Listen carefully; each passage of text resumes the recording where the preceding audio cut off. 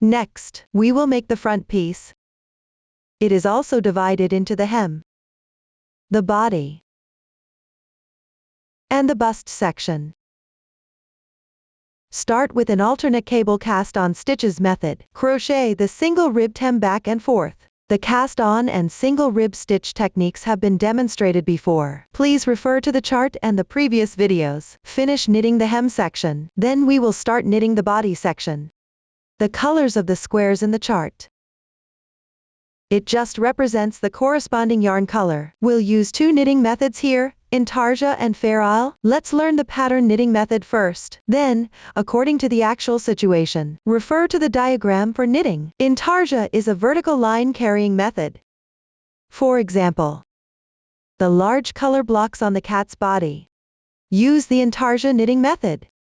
You need to prepare small yarn balls of the corresponding colors in advance to make it convenient to knit this area. Here, I'll teach you a way to wind small yarn balls. Here, I'll teach everyone the figure 8 yarn wrapping method. Wind the small yarn ball. There are two cases. One is to take the yarn from an independent yarn ball and wind it. The other one is when the yarn is connected to the fabric piece. No matter which case, the winding method is the same. First, leave a tail of about 10 centimeters. You can also make it slightly longer. This tail is the one you'll pull out later. Place it like this in the groove between your left thumb and index finger. Hold it with your thumb. Then wind it like this around your hand.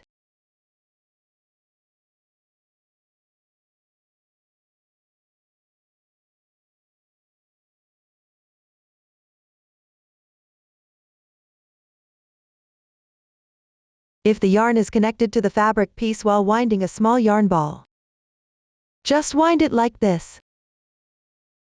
Pay attention, this end of the yarn is still connected to the fabric piece. This makes it convenient to pull the yarn as you work. When winding, keep the tension moderate, not too loose or too tight.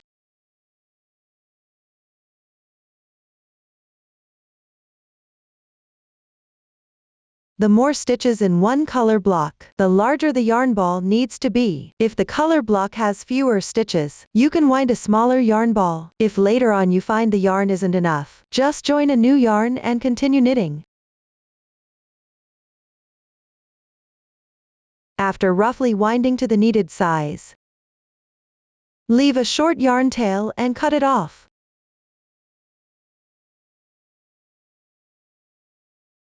Then tie a knot like this.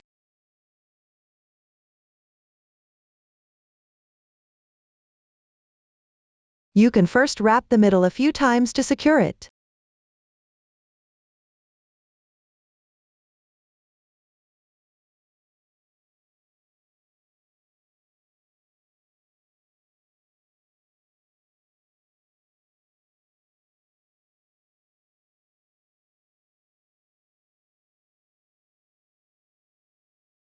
If the yarn is smooth, you can tie a couple more knots.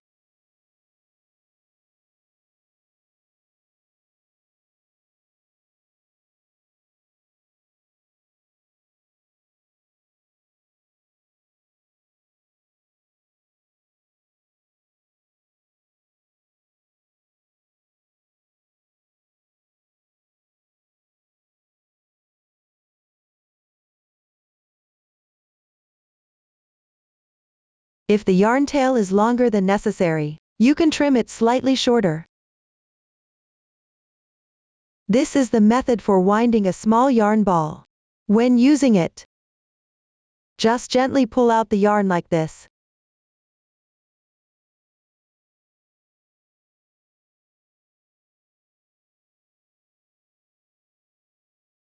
The advantage of winding a small yarn ball is that when you knit, the yarn is relatively secured. The yarn ball won't slip off. When you have many yarn balls, they are less likely to get tangled with each other. It makes knitting more convenient. If you reach the ending of the small yarn ball, and it becomes a bit loose, you can take it apart. You can rewind it.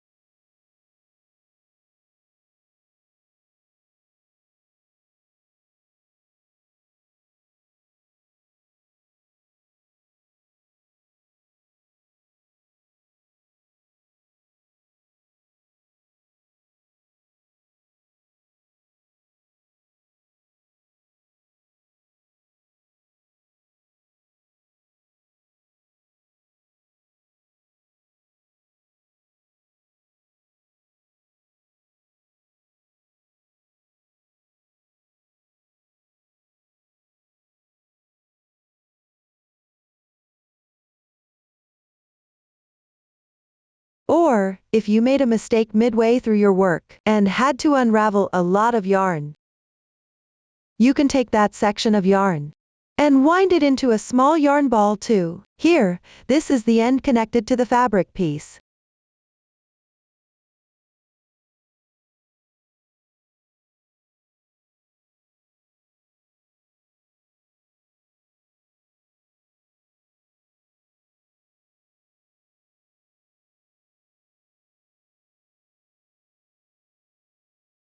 After winding, use a thread to secure it well.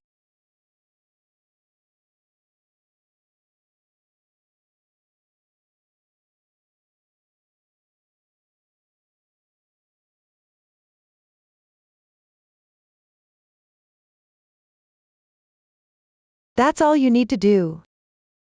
Next, you can prepare small yarn balls based on the situation. Wind the small yarn balls needed for starting your knitting. Later, if you encounter situations where multiple ends of the same color are required, you can, according to the actual situation, wind the corresponding number of small yarn balls for backup. Another intarsia knitting method is carrying the yarn horizontally. If there are fewer stitches between intervals and it's convenient to carry the yarn, and when the amount of yarn used is also relatively small, you can carry the yarn horizontally. For example, in this part of the cat's head, color 4 and color 3 have fewer stitches between them. In this case, you can use the horizontal yarn carrying method. There's no need to wind another small yarn ball. Next, I will explain the knitting sequence. Start from row 1. Read the chart from right to left. Knit the corresponding color according to the colors on the chart. The first color is color 2. The original color on the straight needle is color 1. Attach a small yarn ball of color 2. Pay attention. All joining of the yarn is done on the wrong side. The method for joining the yarn is identical to the method used for joining the back piece. After finishing the stitches corresponding to color 2, join color 3 and continue knitting. When you get to color 4, this area is very small. You can simply cut a segment of yarn. No need to wind a small yarn ball. After joining color 4, since the next color is still color 3, and the number of stitches skipped is small, only 4 stitches, here you can use the intarsia knitting method. While knitting with color 4, skip 3 stitches, and carry color 3 once. In the case of intarsia knitting, when the interval exceeds 3 stitches, you need to carry the yarn horizontally. When it's fewer than 3 stitches, just pull the yarn directly and knit. Pay attention that after carrying the yarn, you should stretch the fabric piece, ensuring it stays flat and doesn't pucker. After bringing color 3 to the corresponding position, knit the corresponding number of stitches. Then follow the chart and connect color 5 at the corresponding position, color 6, color 4, and a small ball of color 2. Each time you switch colors later, you need to cross the 2 yarns. That is, make sure after knitting 1 stitch, the paused yarn gets pressed down. This way, the different colors stay connected. After finishing each color's corresponding section, leave a 10 cm tail and fasten off the yarn. Secure the yarn tails on the wrong side. When you reach this point, the large color block of color 3 is separated again by color 4. You can choose to knit using the intarsia method, or reconnect a small ball of color 3. There's also this color block of color 6. At this moment, reconnect a new small ball of color 6, since it will eventually be separated by the color 7 block. Up to this point, we can see that horizontal and vertical yarn carrying are mixed. The specific method depends on the chart instructions and your own preference. There's another situation to note. After finishing this row of color 8, the position where it appears in the next row is 5 stitches apart from here. Since it exceeds 3 stitches, while knitting color 1 in the next row, skip 3 stitches and carry color 8 once. Bring color 8 to the starting position of this row in advance. When carrying the yarn, stretch the fabric piece a little and adjust the length of the carried yarn. Otherwise, the fabric piece may shrink. It won't lay flat, and it affects the appearance. After finishing each color, check in advance where the starting position for the next part will be. Determine if you need to bring the yarn earlier or connect a new yarn ball. Everyone can first refer to the video demonstration demonstration below about intarsia and fair knitting. After learning the method, refer to the pattern. Complete the pattern for the body section. Please watch the demonstration. First, use the original main color yarn and knit as usual. Keep knitting until one stitch before the intarsia area. In my case, there are fewer stitches, so I'll just explain the method. The number of stitches and colors are not for reference. After finishing, I'll explain how to join the yarn, whether on the right side or the wrong side. The method for joining the yarn is the same. Here, I'm joining the yarn on the wrong side.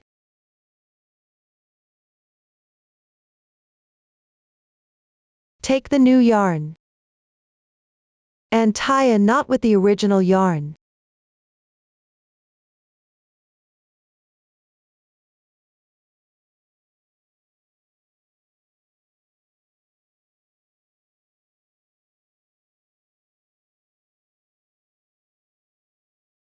Pull it tight to the base.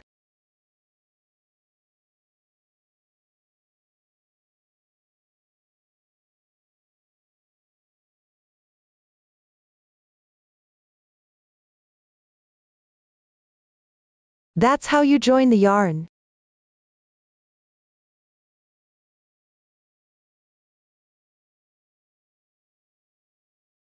If you're joining on the right side, it's also after completing the stitch before the color change. Then tie the new yarn and the original yarn together and pull it tight to the base. Here, we're using the intarsia method, so the main color yarn stays in its place. Directly switch to the intarsia color for weaving. I'll refer to this one as color 1 later.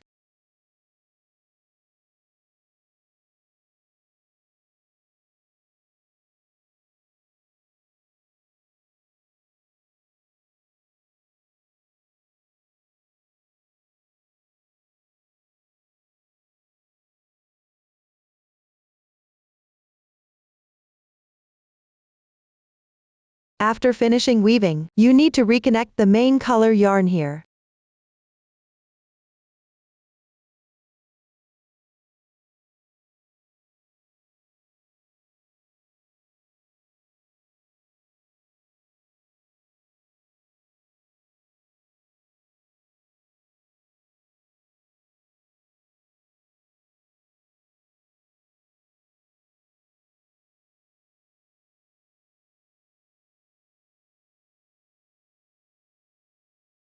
Then leave color 1 aside. Use this yarn to finish the row.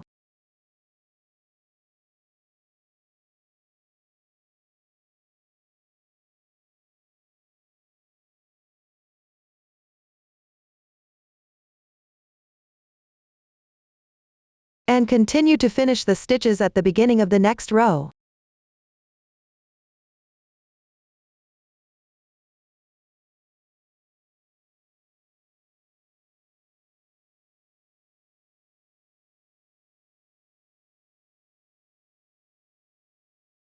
After finishing the starting color, the next stitch requires switching back to this yarn for weaving. The original yarn is paused. Pay attention, here you need to place the paused yarn on top. And the yarn about to be used goes underneath.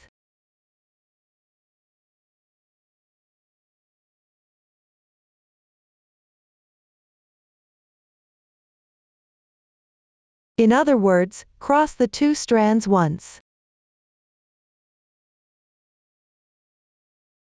Then start weaving the corresponding number of stitches.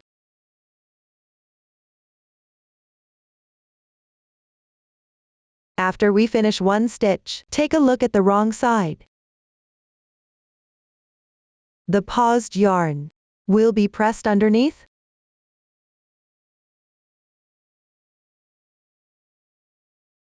This method ensures that the textures of the 2 colors are tightly connected after weaving, without being loose, and does not affect the appearance.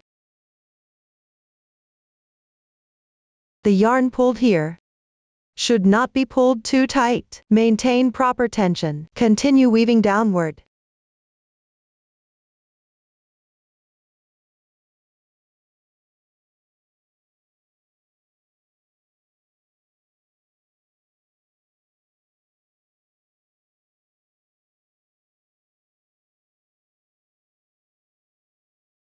Pay attention. Every time you switch yarns for weaving, regardless of the right or wrong side, you should always cross the two yarns. This is the method for stranded color work without pressing the yarns. It's called floatless mosaic knitting. Here, I'll demonstrate with a swatch. Start by knitting one row on the right side. Read the chart from right to left. You will need to use two colors for knitting. The different colored squares on the chart represent the colors used. You need to refer to the chart for the corresponding colors of yarn. Follow the diagram to use the matching colors for knitting. Use the corresponding color when knitting. Start by joining the yarn. We'll call the original yarn color 1. The new yarn will be called color 2. Tie a knot with the two threads.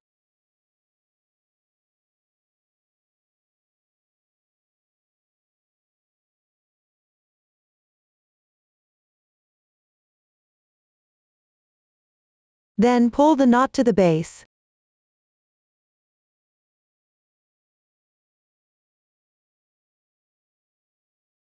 Whenever you encounter a situation where you need to join yarn, just follow this demonstration here. Then refer to the chart and knit with the corresponding color of yarn. Here, I'll first demonstrate a situation where the color changes for every stitch. First, I'll use color 1 to knit one knit stitch.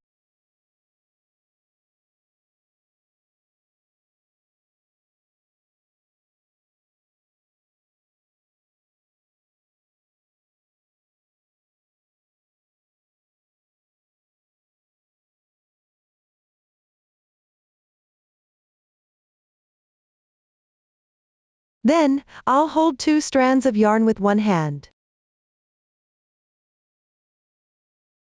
Wrap the yarn around the pinky and ring finger separately.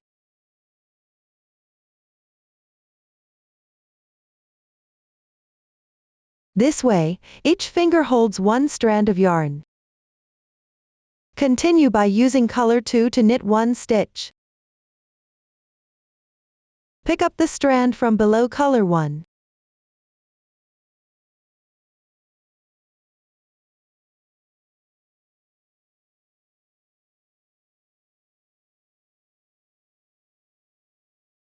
After changing colors and finishing one stitch, you can see that there is a carried strand behind.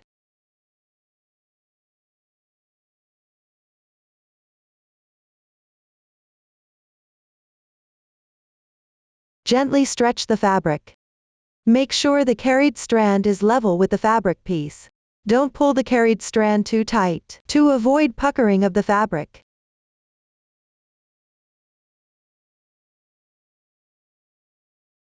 Continue by knitting one stitch with color 1. Here, make sure color 1 goes above.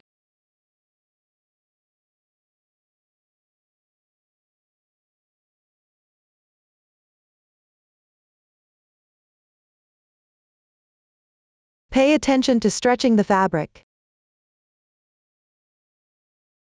Once done, continue by picking up color 2 from below and knitting one stitch. Note: when everyone picks up the strands, make sure the two yarns don't twist around each other. After switching colors and knitting one stitch, gently stretch the fabric piece. Ensure the piece lays flat. This means don't pull the carried strand too tight.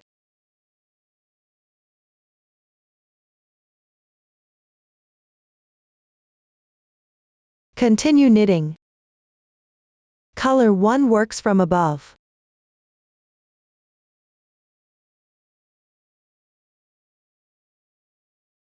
Color 2 carries the yarn from below.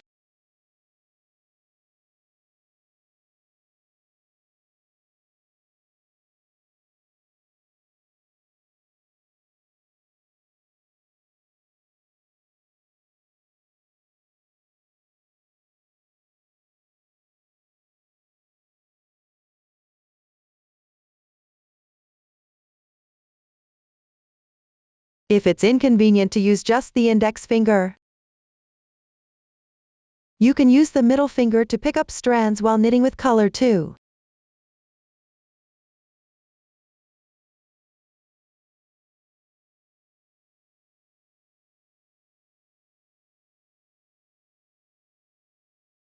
After completing it, you can take a look. The carried yarn for color 1 is all on top, and the carried yarn for color 2 is all underneath. The texture looks nice, and the yarn stays in order. In practice, you don't actually have to separate top and bottom, as long as the right side looks good. This is what it looks like when switching colors for every stitch. Next, when knitting with the same strand for no more than 4 stitches in a row, you can knit according to the demonstration here.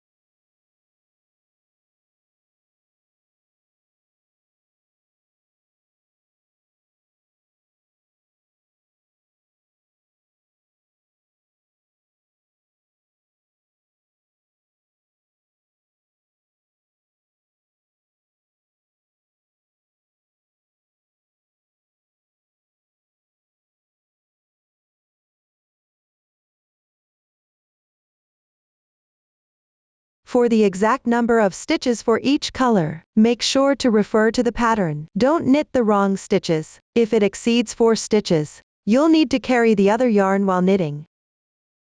Here, I'll demonstrate the method for carrying yarn when knitting 5 consecutive stitches.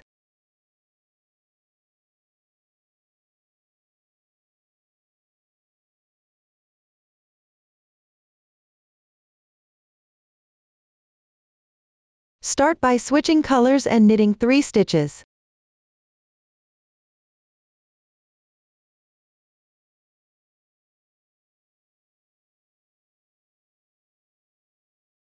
Then use your index finger to pick up the other yarn. Pull the yarn through from underneath. Continue knitting 1 knit stitch with this yarn.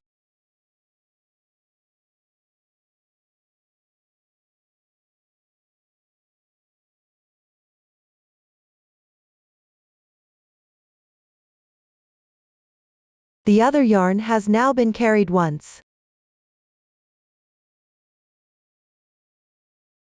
The carried yarn should be kept level with the fabric piece. This ensures the fabric stays flat.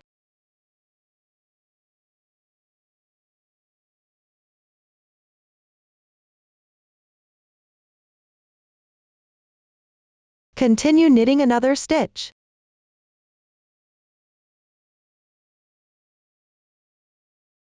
Like this, the 5 consecutive stitches are now finished. This is the method for carrying yarn. After carrying the yarn each time, you need to gently stretch the fabric. When carrying the yarn, you always carry it after completing 3 stitches. I'll demonstrate again how to carry the yarn while knitting 7 consecutive stitches.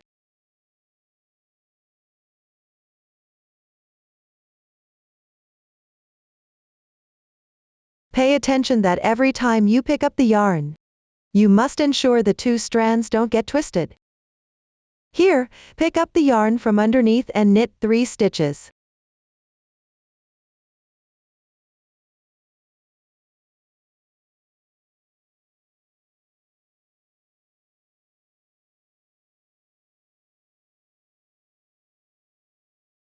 Then, go under the other yarn and pick up this strand. Then knit 3 more stitches.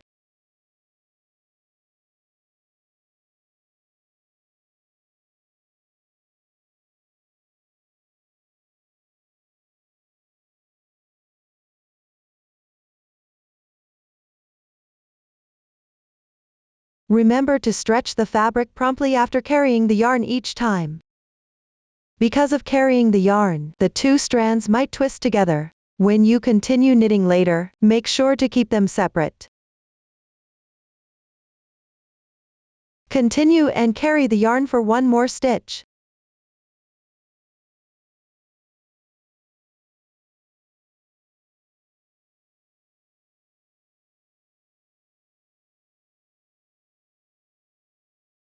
This way, the 7 consecutive stitches are now complete. If there are more consecutive stitches later on, you'll need to carry the yarn more frequently. The method is identical to the previous one. You can see that the yarn has been carried twice here.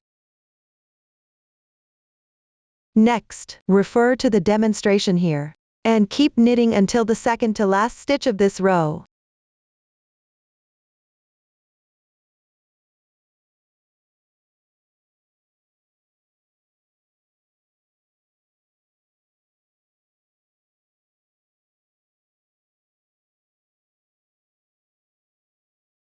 After finishing the second to last stitch, when working the final stitch, no matter how many stitches are in between, make sure to carry color 2 once.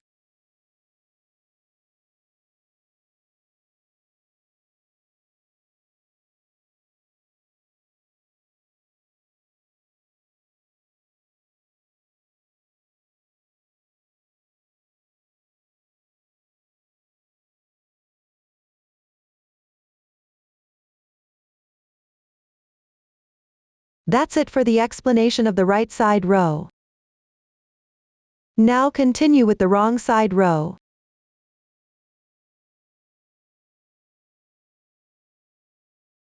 When working on the wrong side, always read the chart from left to right, and the chart represents the right side of the fabric. So on the wrong side, we should work a wrong side definition of the symbols. Therefore, this row should all be made in purl stitches. Hang the yarn with your right hand,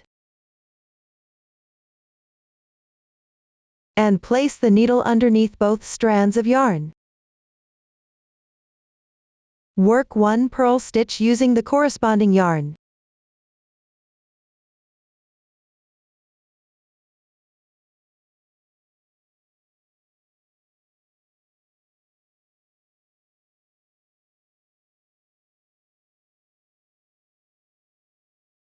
Gently stretch the fabric piece. Ensure that you don't tighten the fabric piece too much vertically. Then, pick up the corresponding yarn, and work a purl stitch as usual.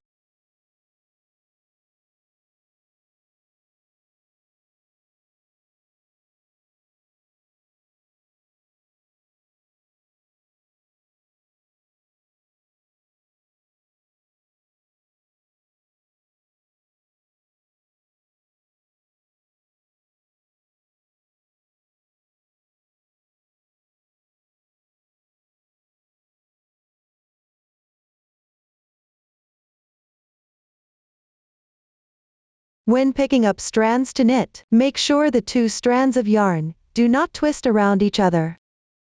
When working on the wrong side, after switching colors and completing 1 stitch, be sure to stretch the fabric piece in time. This ensures the fabric stays flat. If the consecutive number of stitches does not exceed 4 stitches, follow the method shown here for switching yarns while knitting.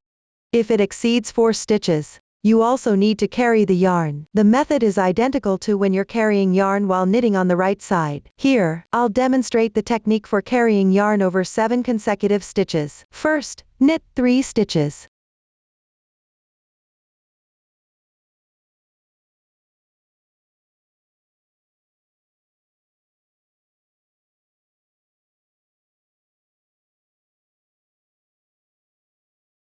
Carry the yarn once, then knit 3 more stitches.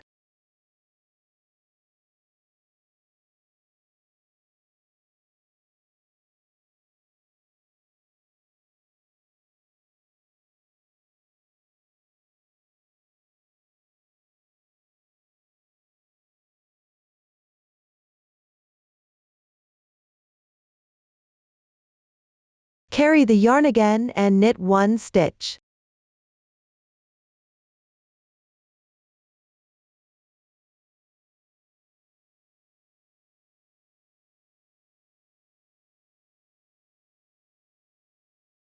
This completes the 7 consecutive stitches, and the yarn was carried twice. Next, refer to the demonstration shown here, and follow the chart. Continue knitting until the second to last stitch of this row.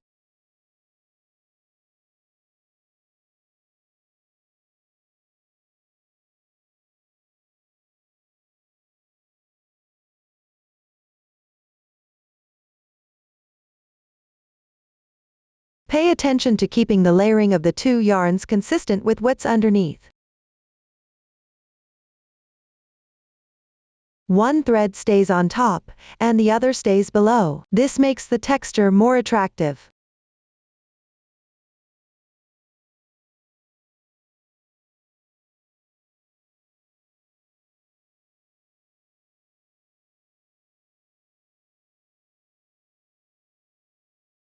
When you reach the corresponding position, you can also carry the other yarn when knitting the last stitch.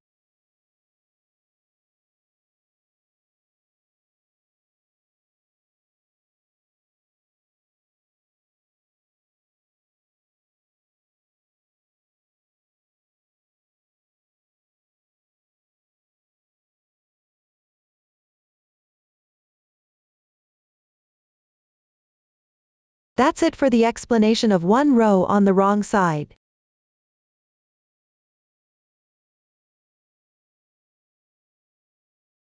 This is the method for knitting stranded color work in flat pieces. Up to this point, the pattern explanation has concluded. The front piece, chest section, is knitted similarly to the back piece, but after completing one shoulder part, you need to join and bind off the stitches with the corresponding shoulder of the back piece. Below, I will demonstrate the method for joining and binding off the stitches. First, learn the specific technique. Then complete the joining and binding off on your own. Please watch the demonstration. The first type is needle-to-needle joining. This method, used when both pieces are in loop form, is one of the more common joining techniques. It involves connecting the pieces by binding off the stitches together. This is usually used to join the shoulders of the front and back pieces. Both fabric pieces are in loop form. We will consider the side with the large flat stitches as the right side. The bind off for joining is generally done on the wrong side of the fabric. This means the two pieces to be joined should have their right sides facing each other. Usually, one of the pieces has yarn that is not cut, no matter which piece the yarn is on. Place the side with the yarn tail on the right. When binding off to join, you knit and bind off stitches from both pieces at the same time.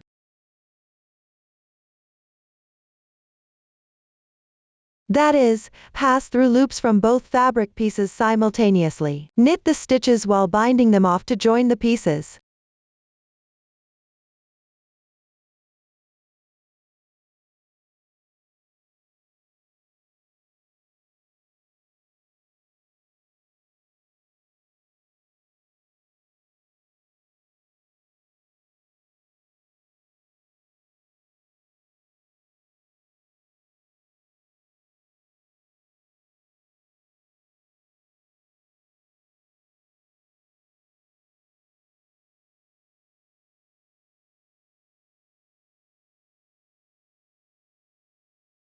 The number of stitches on the two pieces is usually the same. Simply knit into each stitch and bind off correspondingly. If one of the pieces has more stitches, you need to decrease while binding off on the side with more stitches. Let's say this piece has more stitches. You can draw through 2 loops at once. Then continue by drawing through 1 loop next. Knit and bind off the stitch.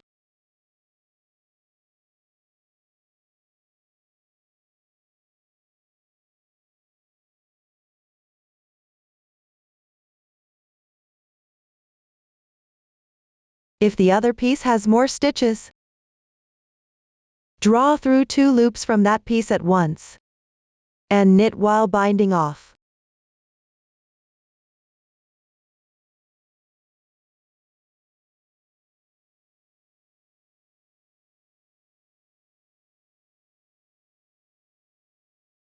In my case, both pieces have the same number of stitches. Continue binding off until you're done.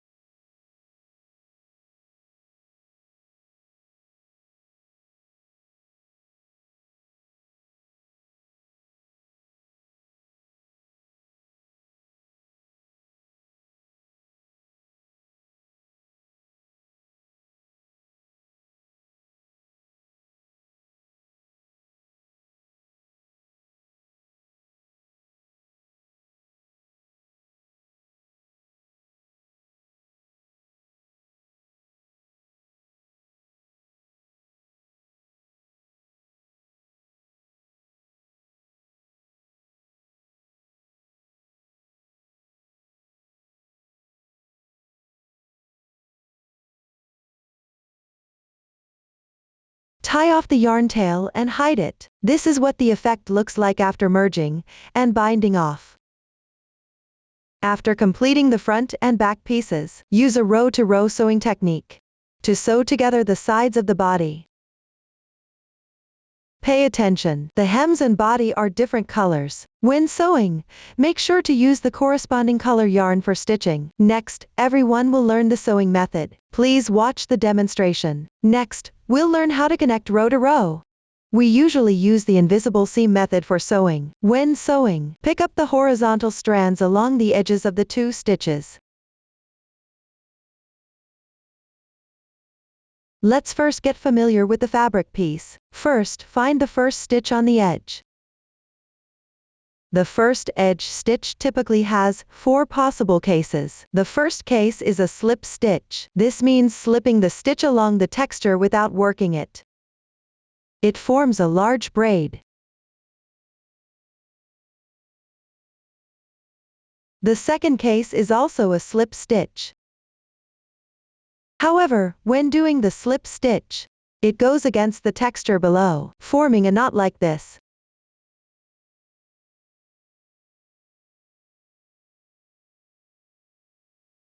The third case involves working every row. Usually, you knit on the right side and purl on the wrong side, forming small braids like this.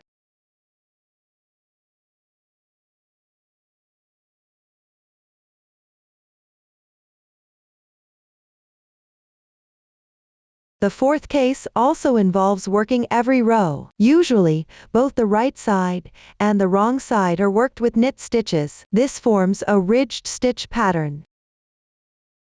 The second stitch on the left side is actually the first stitch. For example, in this fabric piece, when looking at this side, the second stitch appears as a knit stitch texture. When looking at the other side, the second stitch appears as a purl stitch texture. Whether the second stitch shows as a knit stitch texture or a purl stitch texture, you can see that all the loops are facing the correct direction.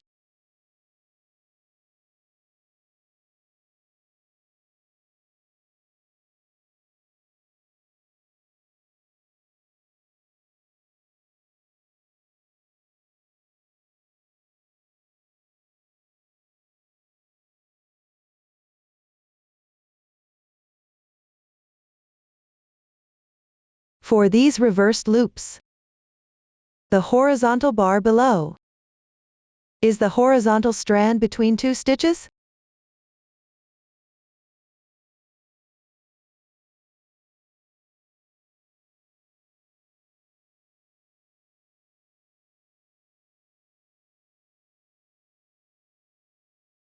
It's the same on this side. This is a reversed loop. And this line is the horizontal strand between 2 stitches.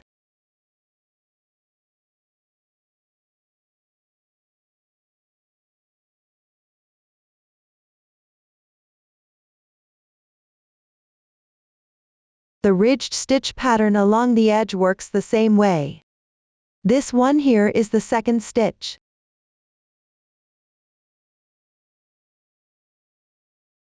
This column here is the second stitch.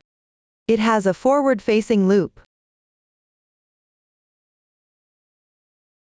Between these 2 stitches, there's a reversed loop. And this line here is the horizontal strand between the 2 stitches.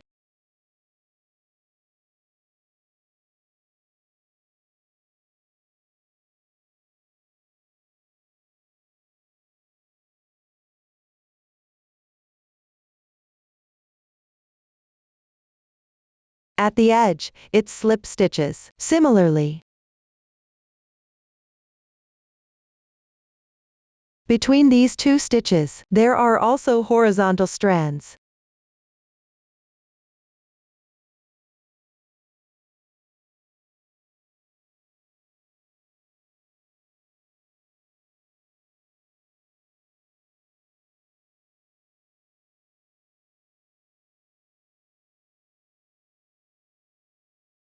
no matter which kind. One carrying strand roughly corresponds to one row. Before sewing, you can first weave in the yarn tail on the wrong side for a few stitches and tie off to secure it. Here, I won't weave in the ends. Invisible sewing means that each time, you alternately pick up the horizontal strands along the edges of these two fabric pieces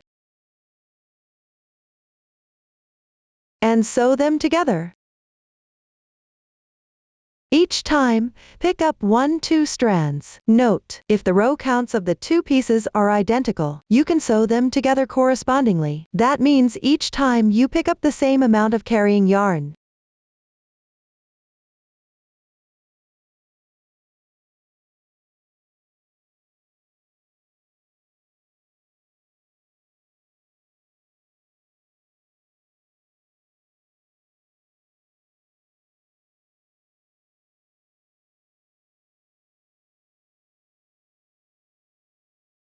Always insert the needle where you last pulled out to pick up the horizontal strand.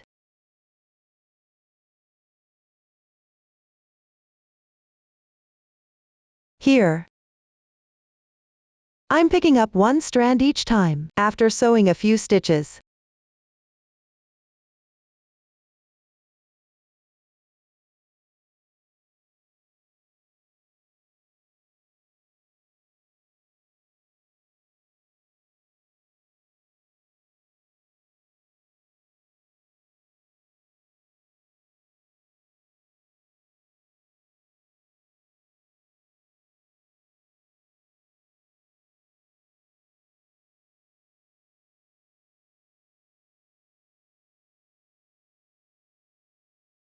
slightly tighten it.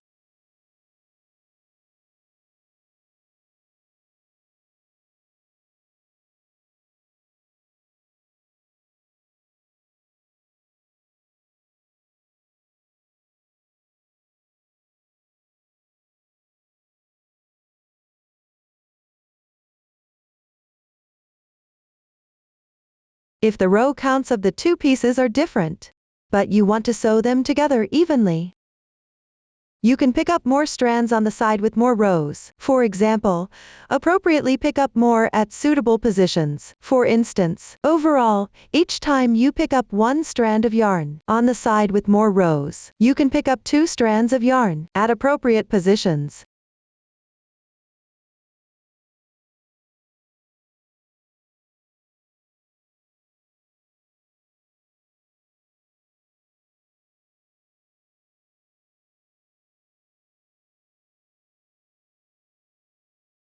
Here, the row counts of the two pieces are identical. I will continue and finish sewing.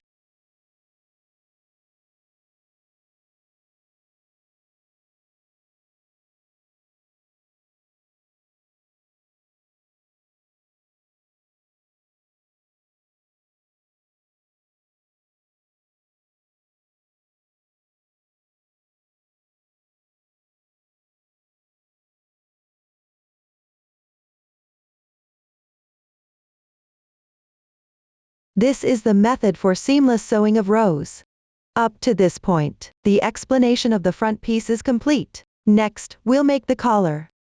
First, pick up the corresponding number of stitches along the neckline on both the front and back pieces. Then work the single rib pattern according to the chart. Finally, bind off with the single rib technique. Below, I will explain picking up stitches for the first round of the neckline, and the knitting method for working single rib in the round after picking up stitches followed by binding off. Now, let's show. First, pick up and knit the first round. I'll demonstrate using this small sample. We'll start picking up stitches from the back piece. You can see that the back piece is usually divided into 3 sections, 2 sides and the middle part. Before picking up stitches, you can refer to the requirements on the chart first. Distribute the total number of stitches to be picked up on the back piece across these 3 sections. The middle section usually involves picking up stitches in a 1-to-1 correspondence. The remaining stitches can then be evenly divided between the two sides? For example, if I need to pick up a total of 21 stitches on this back piece, I will pick up 11 stitches in the middle in a 1-to-1 correspondence. These 11 stitches are usually the same as the number of stitches for tucking in the middle. Then,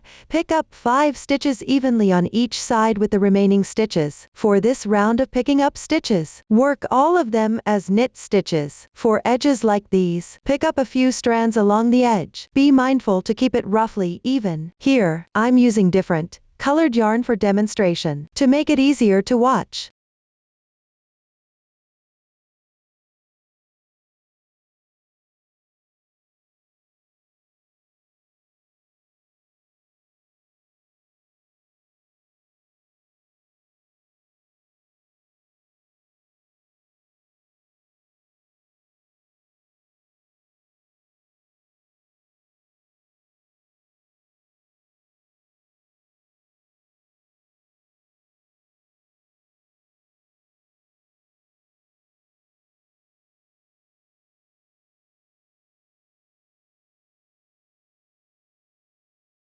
After picking up the stitches on the sides, pick up 11 stitches in the middle in a 1-to-1 correspondence.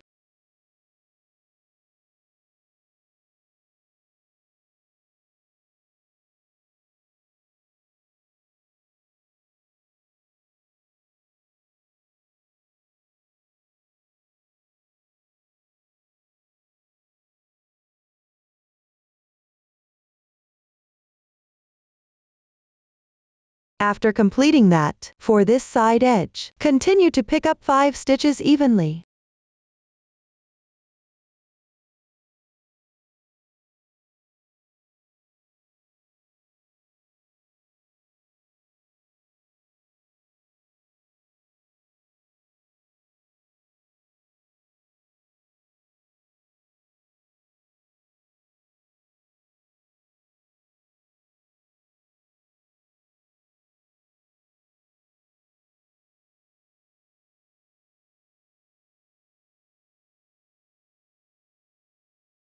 Once done,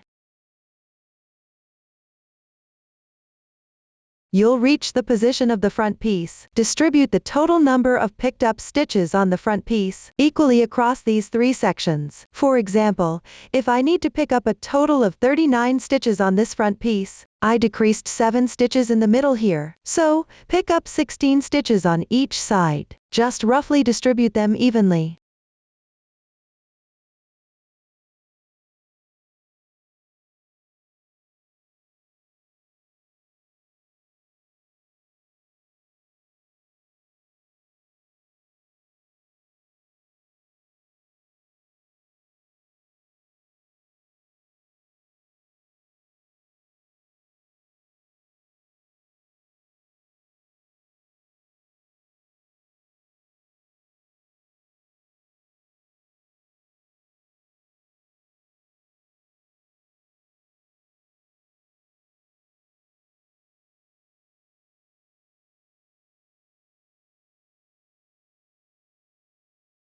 After picking up all the stitches, check the number of stitches, then divide them evenly onto 3 straight needles.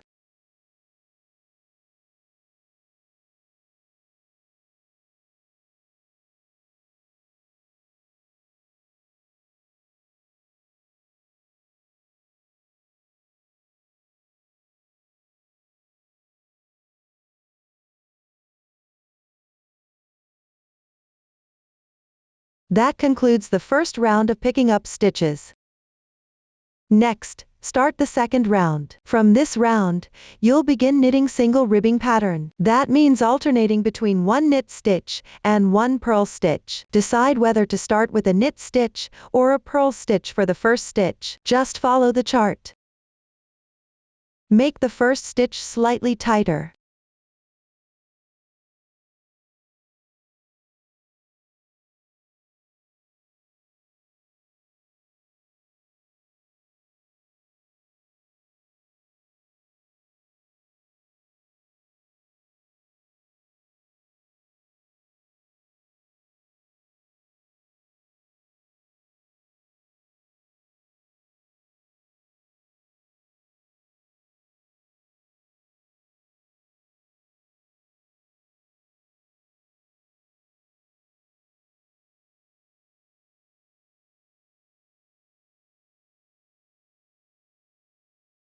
Note: every time you switch needles, make sure to knit the first loop a bit tighter. This prevents obvious needle switch marks.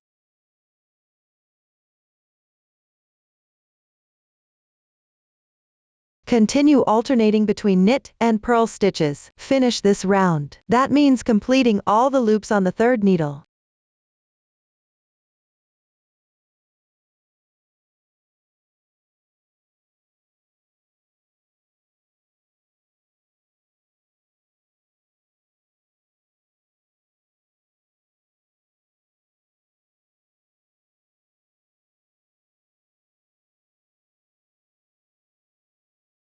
Here, I started with a knit stitch. The last stitch perfectly ends with a purl stitch. Now I finished the second round.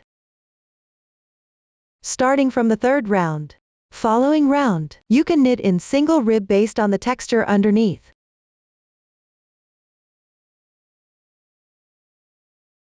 That means if you see a braid below, knit it as a knit stitch.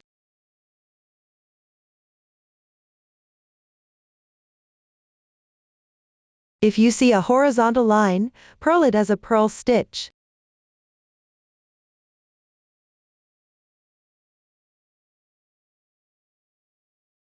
Braid means knit stitch. Horizontal lines are for purl stitches.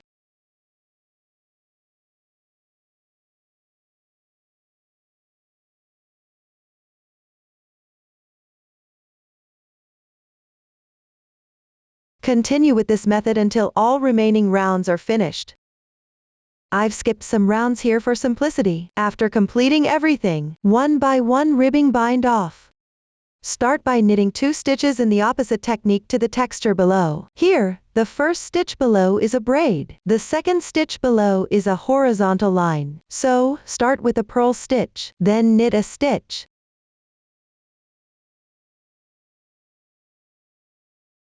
Then bring the previous stitch over the next one. This will bind off one stitch. Continue with a stitch in the opposite technique to the texture below.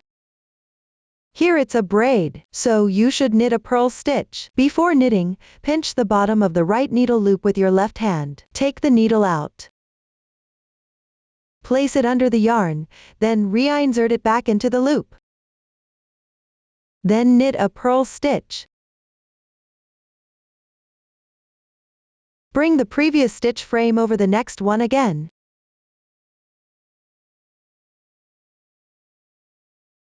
This will bind off another stitch.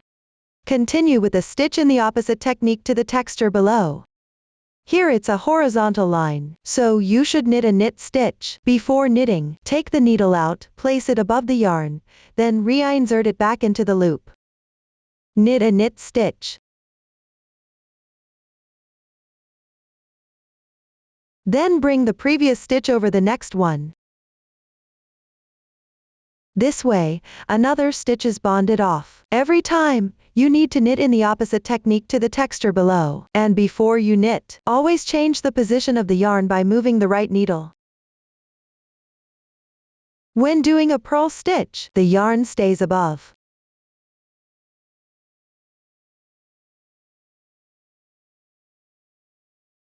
When doing a knit stitch, the yarn stays below.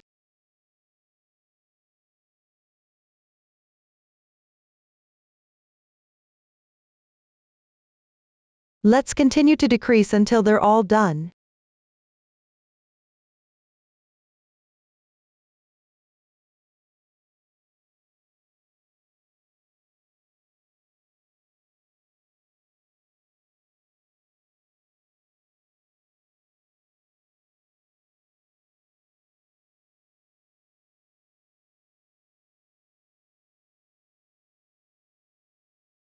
When only one loop is left, leave the yarn tail slightly longer.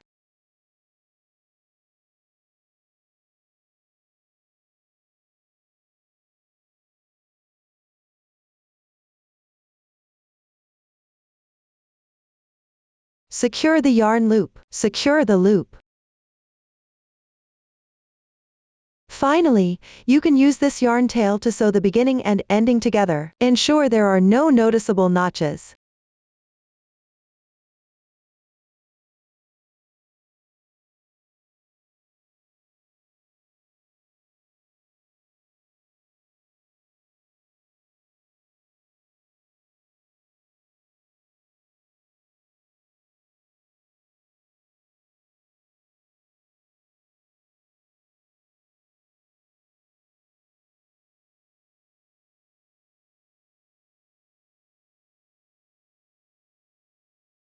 That concludes the collar section.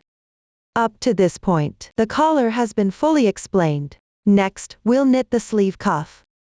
First, pick up the required number of stitches along the sleeve hole. Then, follow the chart instructions to knit a single rib stitch pattern. Lastly, finish with a single rib bind off. The method for knitting and finishing single rib stitches was demonstrated earlier. Next, I will explain the method for picking up stitches and knitting the first round of the sleeve cuff. After you've learned this, refer to the previous videos and complete the sleeve cuff on your own. Now, let's show. First, pick up stitches along the armhole edge. Here, I'll demonstrate using a small sample. Take one straight needle. You can see that between two stitches on the fabric side edge, there are spaces like these.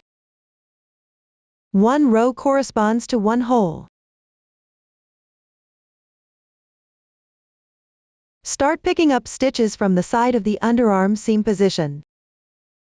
You can refer to the chart for the specific pattern of picking up stitches. Just pick up the corresponding number of stitches evenly. Pay attention to staying close to the sewing position at the start. This will prevent large gaps from forming under the arm.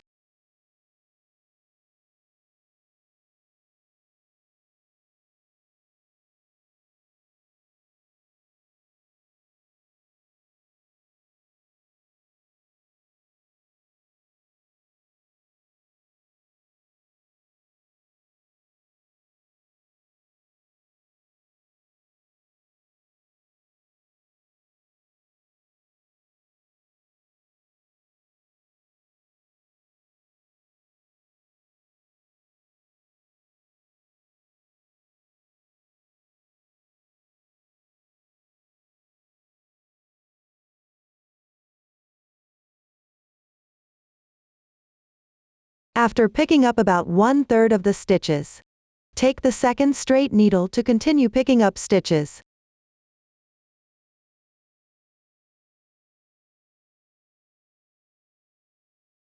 Be mindful to tighten the yarn at the junction.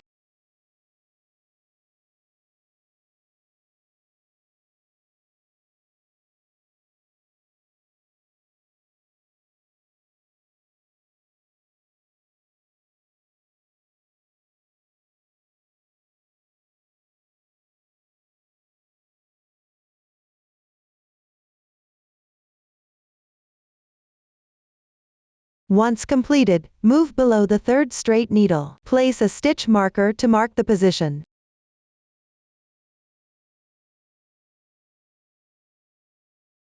Finish the yarn loops on this straight needle. This indicates the end of the entire round. The beginning and ending stitches are located on either side of the underarm position. That concludes the process of picking up stitches. Continue with the first round. Take the fourth needle and work in a circle using the corresponding stitch pattern. The stitch technique in the sample is random here. For specifics, please refer to the chart.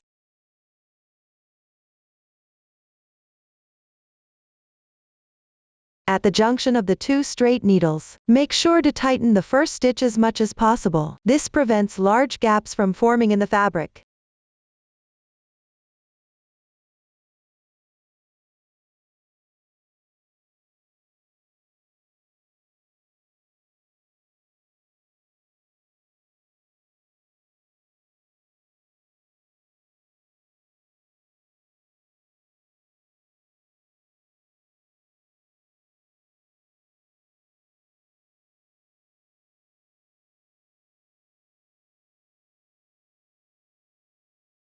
finish the loops on the straight needle corresponding to the stitch marker. The first round of the sleeve body is now complete. Up to this point, the method for knitting the sleeve cuff has been fully explained. Finally, on the pattern of the front piece, refer to the chart for the embroidery positions and yarn colors. Embroider the pupils of the cat's eyes. Add the eyeliner and highlights. A total of 2 embroidery methods are used.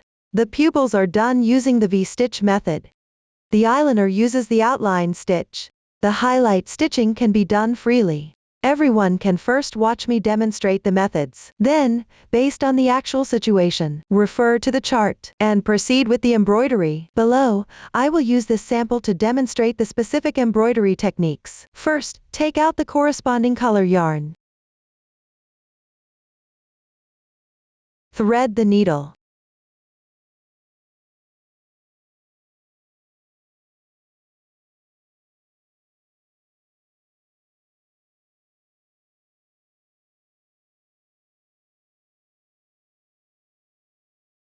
The embroidery thread should not exceed 1 meter. If it's too long, it will be inconvenient for embroidering. If it's too short, you'll need to join yarn frequently. Before we start embroidering, let's take a look at the fabric piece.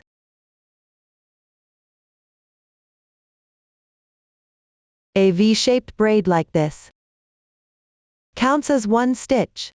It corresponds to each small square on the chart. Determine the embroidery position based on the intarsia pattern on the chart. I'll use the cat's eye as an example. To demonstrate the embroidery method, at the corresponding position, go from right to left, and embroider 3 stitches. Pass the needle through the center of the braid from underneath.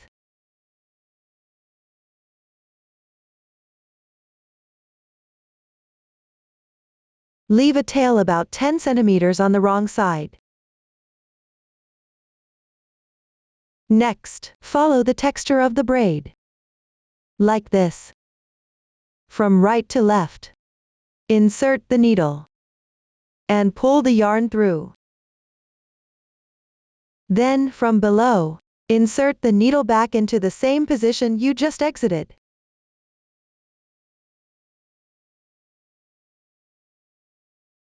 That completes 1 stitch. Continue by embroidering the next adjacent stitch on the left. With the sewing needle. Pass it through from below, at the center of the braid.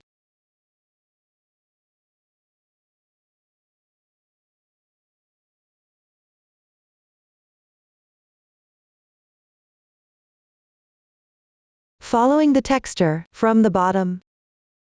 Insert the needle from right to left.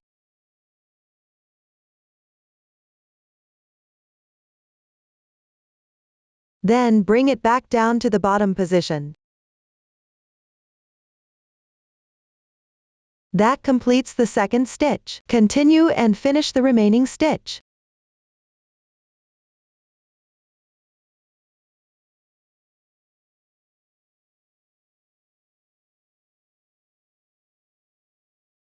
Every time you embroider, exit at the center of the braid below.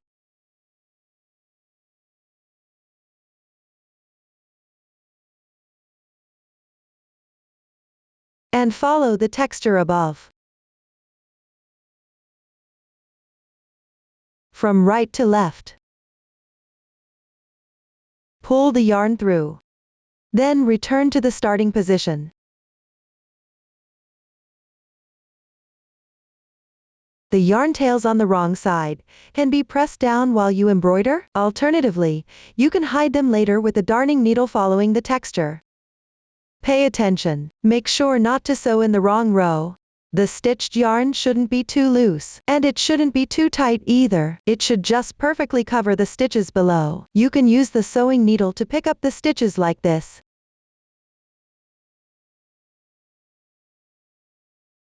Adjust in time. This row is now embroidered. Continue to sew 5 stitches on the next row below, in order to carry the yarn across on the wrong side. Don't pull it too tight or too far. This row can be embroidered from left to right. Start with the first stitch on the left side. Similarly, find the center position below the corresponding braid. Come out from here.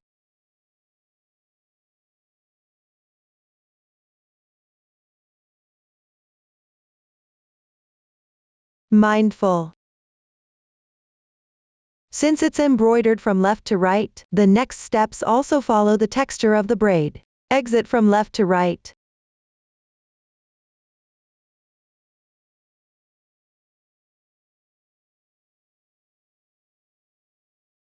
Then go back down to the position below.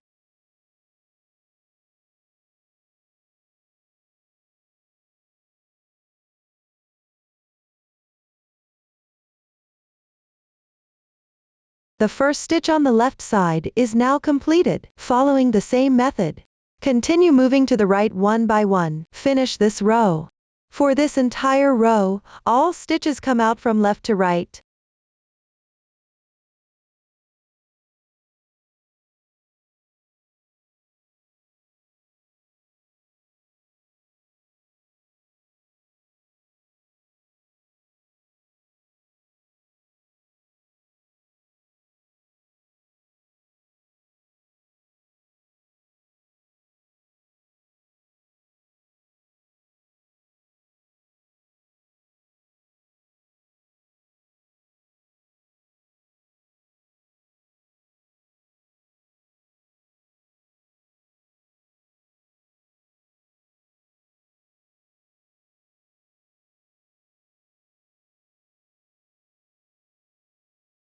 That's it. The second row is now embroidered. Next, follow the same method to finish the remaining part of this color block.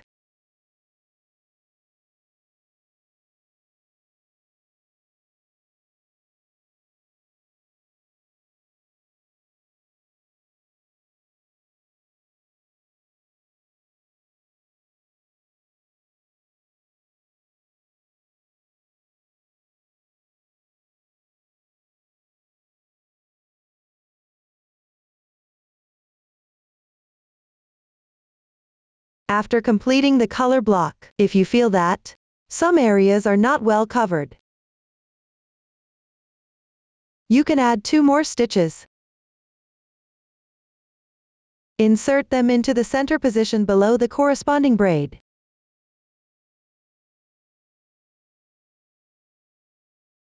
Like this.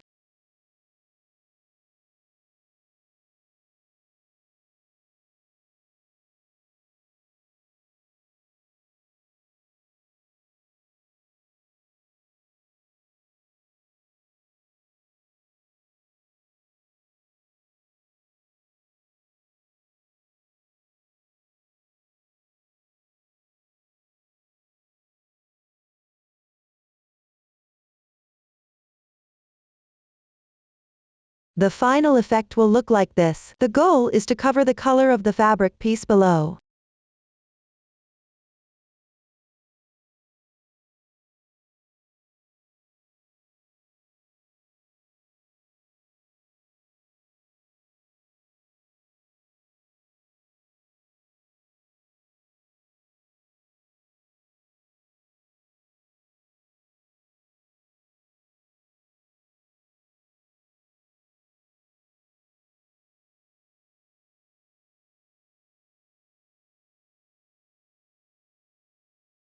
This way, the color block is now embroidered. Tie off the yarn tail on the wrong side to secure it. Weave in the ends by yourself. Each eye consists of 2 color blocks. The other color block surrounds this one. The stitch insertion position here can be random. Just remember that the direction of the needle should align with the embroidery direction. Everyone can now finish the second color block on their own. After completing the eyeball, you need to embroider around the eye. To create an eyeliner circle, we use the outline stitch for this. The outline stitch is usually done from left to right. So at this position, exit with your needle. Leave a tail of about 10 centimeters. Following the curve of the eye socket, take 1 stitch. Then go back half a stitch.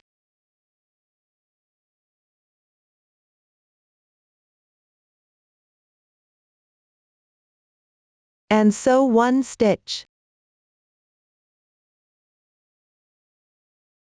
Go back to the previous insertion point. Pay attention, the needle should pass on the left side of the yarn. This creates an effect where one stitch overlaps the other.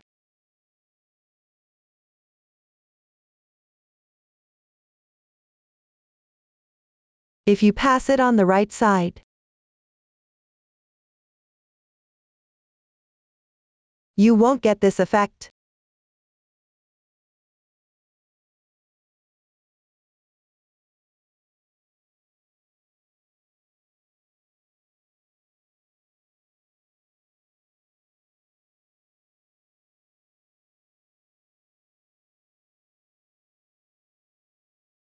Continue like this, with each stitch overlapping the previous one.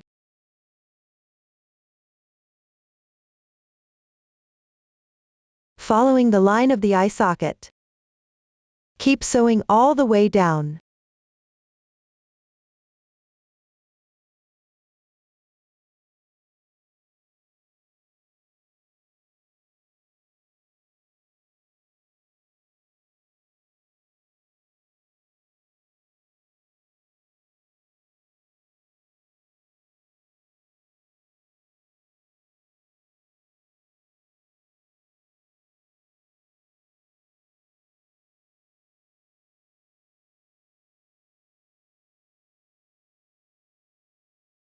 Finally, at the last stitch insertion point, conclude the stitching.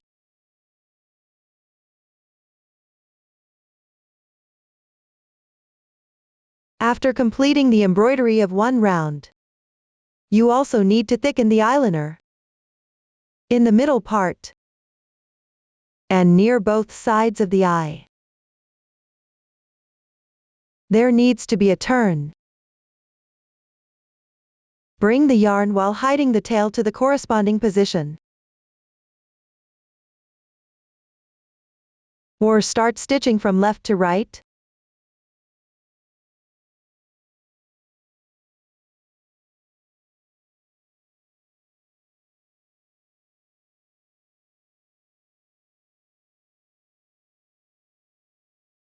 Somewhere around this position.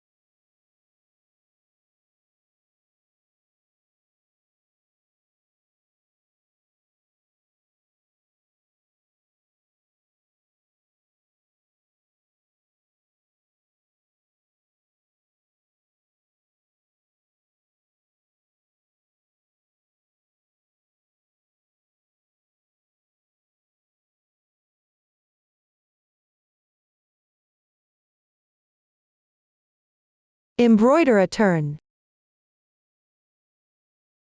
There's no fixed method for the stitch technique. As long as it can show the turning effect, that's fine.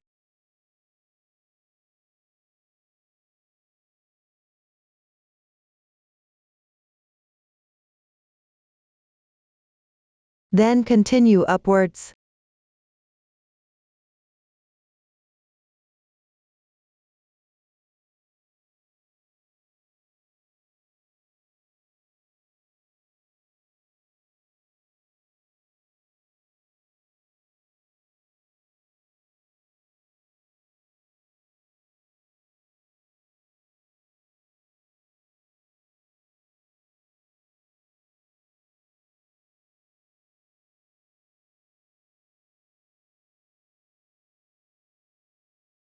Outline this area with thicker lines. Use the outline stitch method.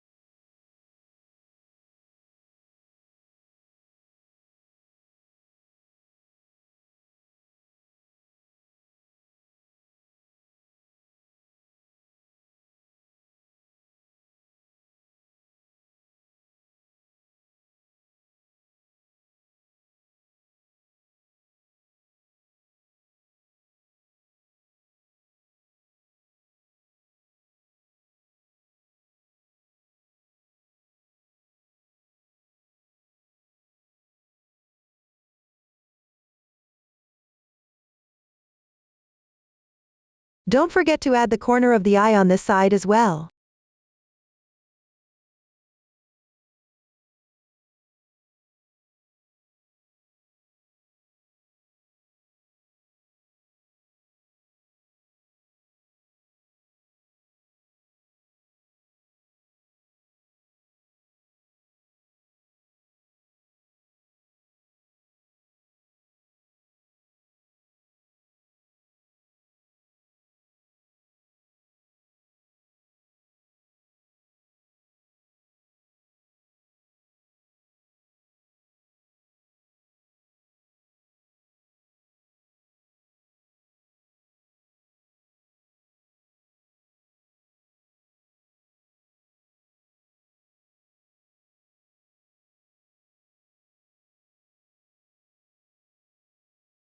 This completes the eyeliner.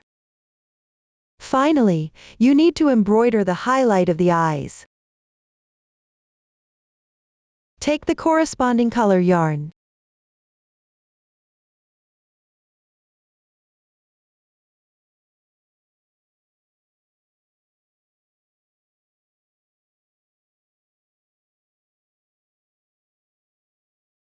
Sew a few stitches at the corresponding position.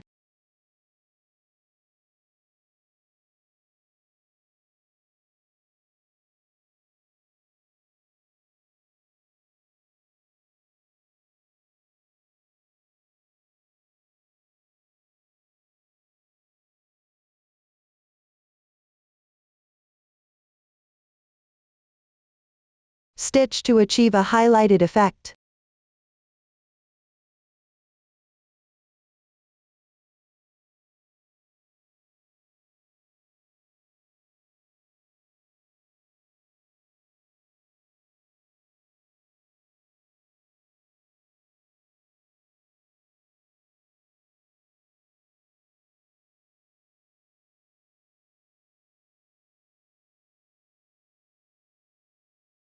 This completes the cat's eyes.